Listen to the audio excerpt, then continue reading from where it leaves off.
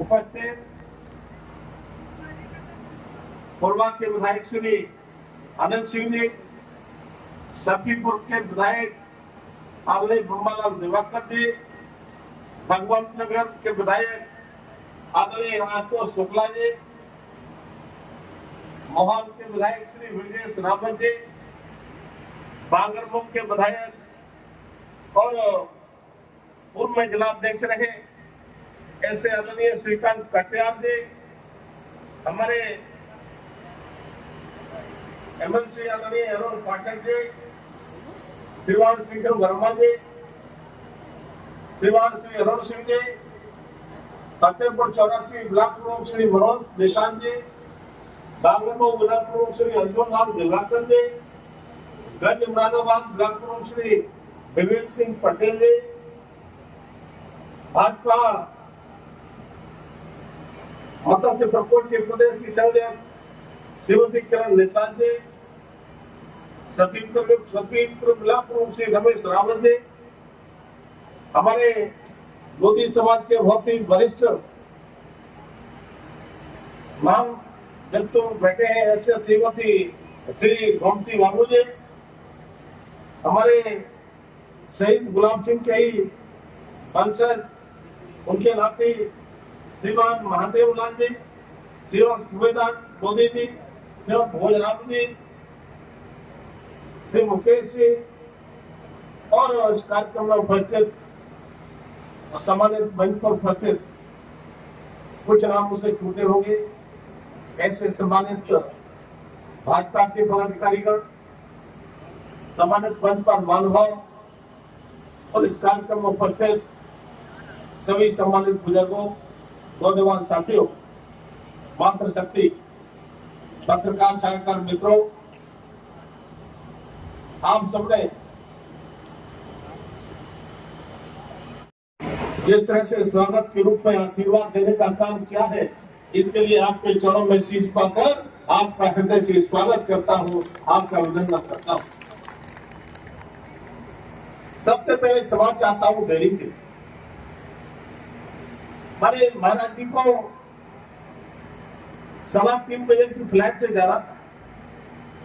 मैंने भी महाराज जी वाली फ्लाइट की थी, लेकिन कहा जाता है कि जाना तो अपने आप होता है लेकिन आना अपने हाथ नहीं होता है। हो सकता है देर हो जाएगी, इसलिए मैंने भी अपनी फ्लाइट कैंसिल कराई और 7:10 की फ्लाइट कराई और मैं महाराज जी का ऋणी रहूंगा कि आपने भी अपने मेरे कारण से देरी कारण से अपनी फ्लाइट कैंसिल करा दी और मेरे साथ ही शाम को 7:10 की फ्लाइट से जाएगी। आप जैसे वक्ताओं के बाद और खासतौर से हमारे बहुत ही ओजस्वी और विद्वान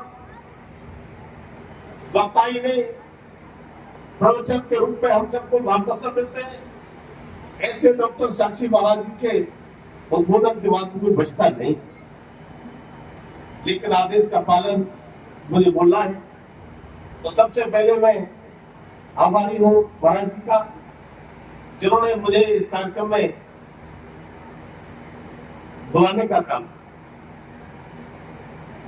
सच ये है, आज के दिन 23 अगस्त को ही माननीय बाबूजी कल्याण सिंह की अंत्येष्टि हुई थी।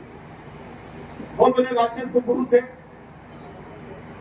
और उनकी जहां अंत्येष्टि हुई थी नरोरा घाट पर, मैं हर बार वहां जाता था,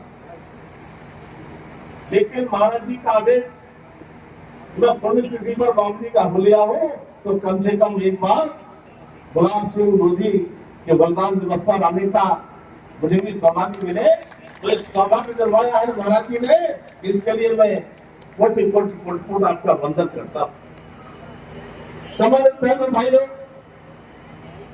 मुझे बहुत लंबी चर्चा नहीं करनी, लेकिन हम जानते हैं कोई भी महापुरुष, कोई भी वीर वीरांगनाएं, कोई भी क्रांतिकारी जिन्होंने इस देश की आजादी के लिए अपने प्राण न्यौछावर किए हो, जिन्होंने आजादी के लिए उस आजादी की लड़ाई में योगदान दिया हो, मुझे लगता है वो सब के सब किसी न किसी समाज में तो अवश्य पैदा होते हैं, लेकिन उन्होंने केवल अपने समाज के लिए नहीं, सभी समाजों के लिए और पूरे देश के लिए बलिदान करने का काम किया। अमर शहीद गुलाम सिंह लोधी के विषय में मैं कहना चाहता हूं, जिस तरह से हमारी आजादी के सपूत, चाहे वो चंद्रशेखर आजाद हो, चाहे भगत सिंह हो, चाहे पंडित राम प्रसाद बिस्मिल हो, चाहे अब्दुल्ला खां हो, या लक्ष्मीबाई हो, या अवंतीबाई हो, या अन्य हमारे ऐसे क्रांतिकारी, उनको जो सम्मान मिला वो सम्मान शहीद अमर शहीद हमारे गुलाम सिंह लोधी को नहीं। मैं कहना चाहता हूं, हम सब जानते हैं, इस माटी को मैं नमन करता हूं।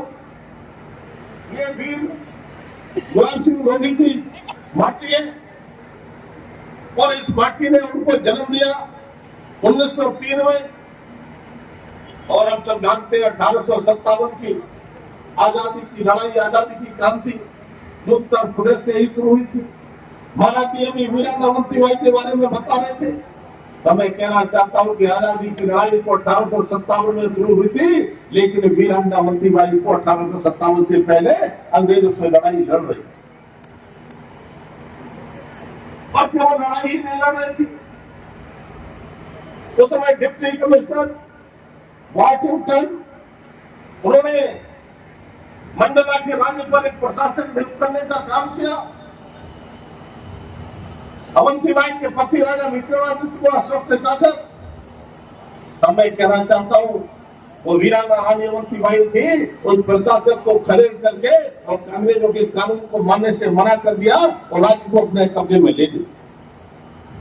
ऐसा माननीय महाराज जी ने कहा कि राजाओं के लिए चर्चा भी, लेकिन जहां 56 राजाओं ने योगदान दिया, बलिदान दिया, उनका साथ दिया, लेकिन वही पड़ोस के रीवा के स्टेट के राजा, उन्होंने देश के साथ धोखा करने का काम किया, रानी अवंतीबाई के साथ धोखा करने का काम किया, और जिस अंग्रेजों की ब्रिटिश हुकूमत की सेना को कई बार परास्त करने का काम किया हो, तब वही वाशिंगटन रीवा के स्टेट के राजा के साथ, उसकी सेना के साथ वीरांगना अवंतीबाई पर हमला करने का काम करता है।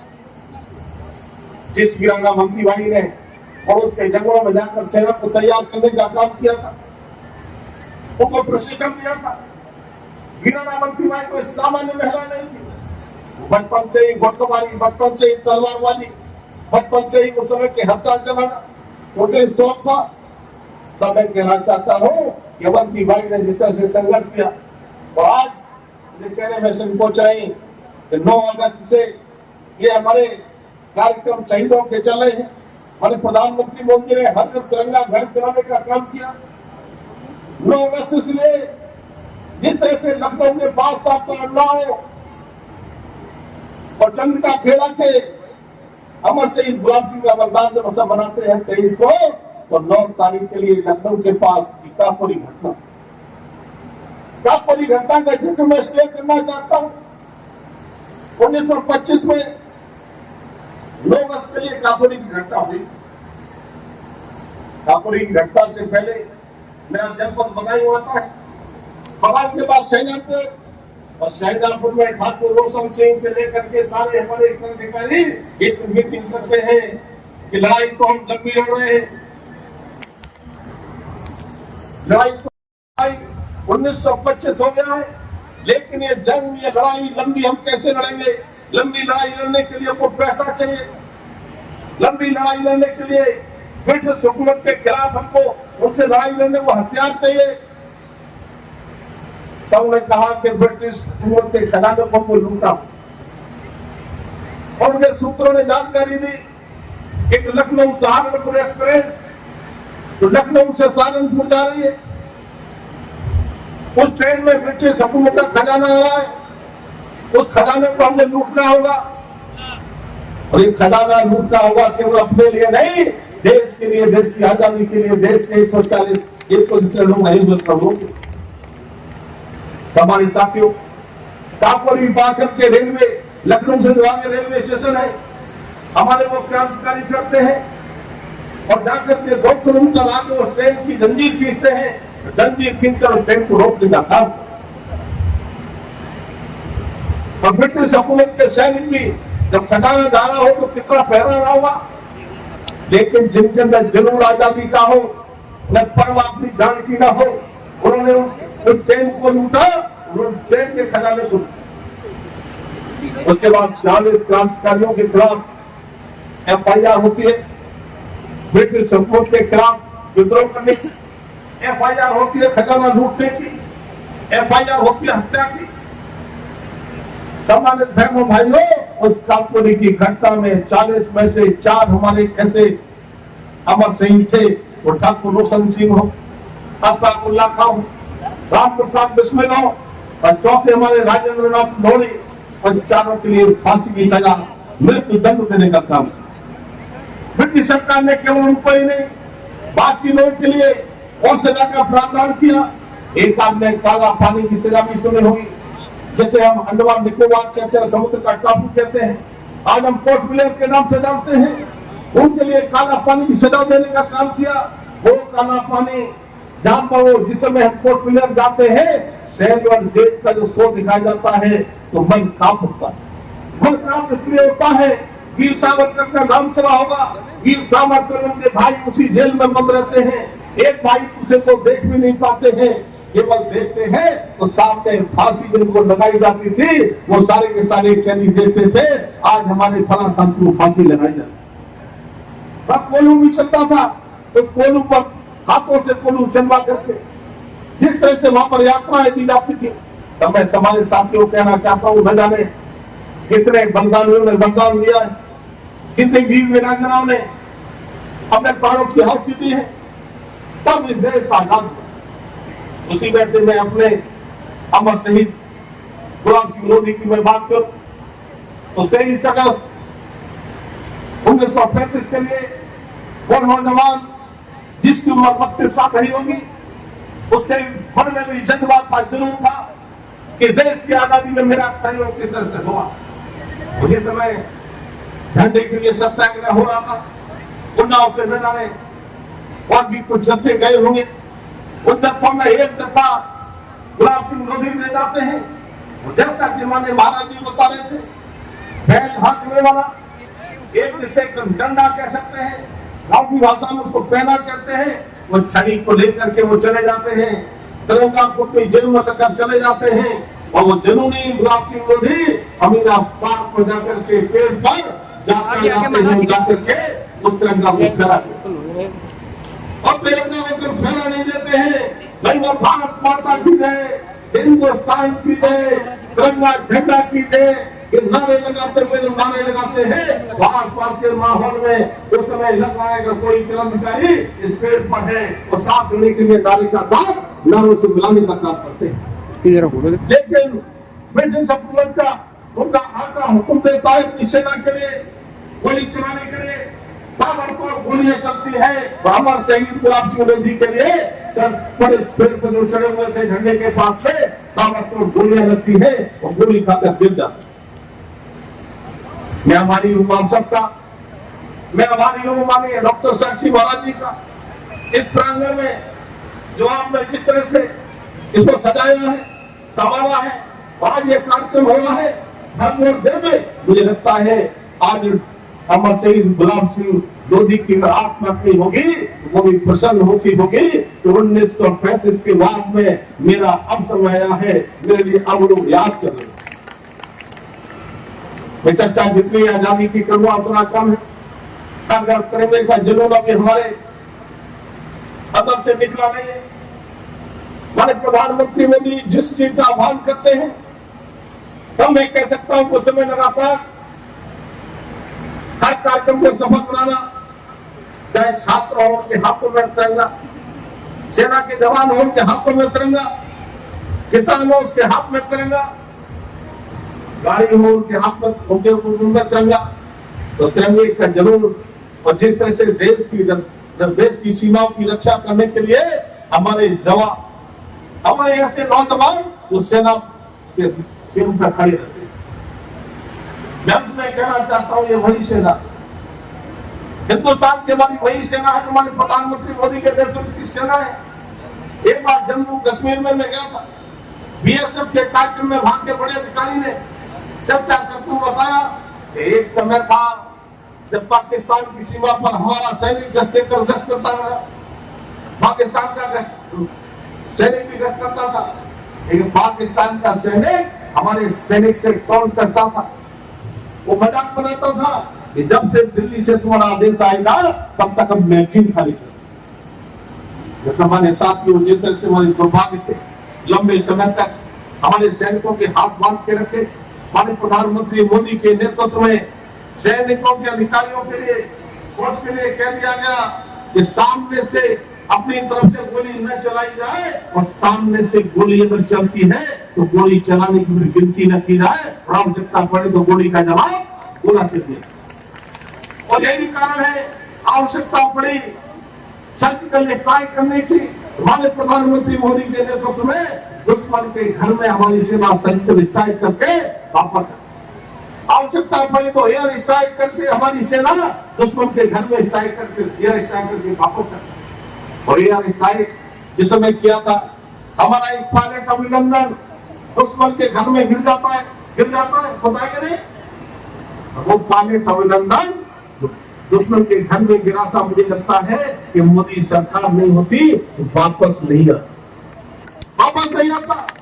लेकिन जिस समय माननीय प्रधानमंत्री मोदी की निगाहें टेढ़ी देखी कोई देश के लोगों ने, दुनिया के लोगों ने, तो पाकिस्तान को समझाने का काम किया कि सुरक्षित अभिनंदन को वापस कर दो, नहीं तो पाकिस्तान का हाल क्या होगा ये पता नहीं। तब जाकर के अभिनंदन पायलट जो हमारा था उसके लिए नहना धुला करके नए कपड़े पहनाकर वापस हिंदुस्तान भेजने का था। आज का हिंदुस्तान हमारा ये हिंदुस्तान है। तो हमारे साथियों, उस समय महाराज जी बाबूजी कल्याण सिंह की चर्चा कर रहे थे, जितनी चर्चा करेंगे उतना कम है। वो मेरे राजनीतिक गुरु थे, लगातार राजनीतिक यात्रा उनके नेतृत्व में मैंने की है। तब मैं कह सकता हूँ 6 दिसंबर 1992 की घटना अगर वो न हुई होती, मुझे लगता है कि आज राम मंदिर नहीं बना होता। और 6 दिसंबर 1992 की घटना को जैसा महाराज जी बता रहे थे कि बाबूजी ने अपने ऊपर जिम्मेदारी ले ली थी, किसी अधिकारी का दोष नहीं। और इसके बाद में भी ये इंडी गठबंधन में आज सबसे बड़ी अलायंस पार्टनर है कांग्रेस की सरकार थी। उन्होंने हमारी सरकार को बर्खास्त कर दिया, और केवल एक सरकार को नहीं, हमारी भाजपा की 3 चुनी हुई सरकार है लोकतांत्रिक तरीके से, चाहे वो हिमाचल की सरकार हो, चाहे वो राजस्थान की सरकार हो, चाहे वो मध्य प्रदेश की सरकार हो, 4 सरकारें बर्खास्त कर दी। अभी चुनाव में आपने देखा होगा, लोगों ने लोकतंत्र की दुहाई दे रहे, संविधान की बात कर रहे थे, आरक्षण की बात कर रहे थे। मैं इस मंच से ज्यादा लंबी चर्चा में राजनीति नहीं करना चाहता, तब मैं कहना चाहता हूं, अगर वास्तव में संविधान खतरे में डालने का काम किया है तो कांग्रेस के लोगों ने, संविधान खतरे में डालने का काम किया है तो इंडी गठबंधन के लोगों ने किया है। आरक्षण ओबीसी का नहीं हो, इसके लिए पूरा प्रयास किया है तो ये कांग्रेस के लोगों ने किया। आपातकाल हम भूले नहीं है, आज के नौजवानों के लिए आपातकाल देखना होगा। इंदिरा गांधी ने जिस तरह से आपातकाल लगाने का काम किया था, जिस तरह से हमारे अधिकारों का हनन किया था, उस समय मीन्स ऑफ इमरजेंसी DIR जैसे लगाने का काम हुआ था। परिवार नियोजन के नाम पर, नसबंदी के नाम पर पूरे देश के गांव खाली हो जाते थे, पूरे देश में त्राय मची हुई थी। तब मैं कह सकता हूँ आज तक हमारी जैसे 4 सरकारें बता के ये संविधान की दुहाई देने वाली कांग्रेस, इसे चुनी हुई 90 सरकारें बर्खास्त करने का काम किया। तब मैं कहना चाहता हूँ आज अमर शहीद गुलाब सिंह लोधी का बलिदान दिवस है। इस बलिदान दिवस के लिए और हम भागवत दिन कैसे मनाएं? आने वाले समय में केवल आपके गांव चंदिका खेड़ा में ही ये बलिदान दिवस या जयंती उनकी नहीं मनाई जाना चाहिए, ये जयंती बलिदान दिवस समारोह प्रदेश में और जगह भी मनाई जाना चाहिए। महाराज जी ने इतना सब किया है, मैंने मुख्यमंत्री जी के लिए जिन्होंने इस पर सहयोग किया उनके लिए सबको मैं हृदय से हृदय से उनका आभारी हूँ। लेकिन सम्मानित साथियों, ये कहा जाता है गिलहरी वाला योगदान कम से कम मैं भी इसको देना चाहता हूँ। वही सेतु भगवान श्री राम ने बनाया था लंका में जाने के लिए, तो गिलहरी घटना तो याद है ना, गिलहरी जाती थी, जो करके वो कुछ धूल मिट्टी लेकर आती थी, तब किसी ने उनको टोका, तुम्हारे इससे क्या होगा? उन्हें मुझे नहीं मालूम, मुझे पता है जब राम सेतु की चर्चा होगी तो गिलहरी का नाम भी आएगा। तब मेरा कहना है कि इसमें कम से कम मेरा भी कहीं जिक्र आ जाए। इसके लिए आपके लोकप्रिय सांसद तो डॉक्टर साक्षी महाराज हैं, शायद आपको जानकारी ना हो, एक सांसद आपका और है, पता है आपको? नहीं, डॉक्टर साक्षी महाराज के सांसद है और मैं भी आपका सांसद, मैं भी आपका सांसद। जो अधिकार डॉक्टर साक्षी महाराज जी के लिए है, थोड़े अधिकार मेरे लिए भी पूरे प्रदेश में। इसलिए मेरी निधि का भी कोई उपयोग हो सकता हो, सांसद निधि का, तो आप कुछ एस्टिमेट बनाकर दे देना। 10 लाख, 12 लाख, 15 लाख जो होगा वो मैं अपनी राज्यसभा निधि से देने का काम करूंगा। जो भी आपको लगता है आप देने का काम। अंत में महाराज जी ने मुझे बुलाया, हमारे सभी वक्ताओं ने विस्तार से चर्चा की है।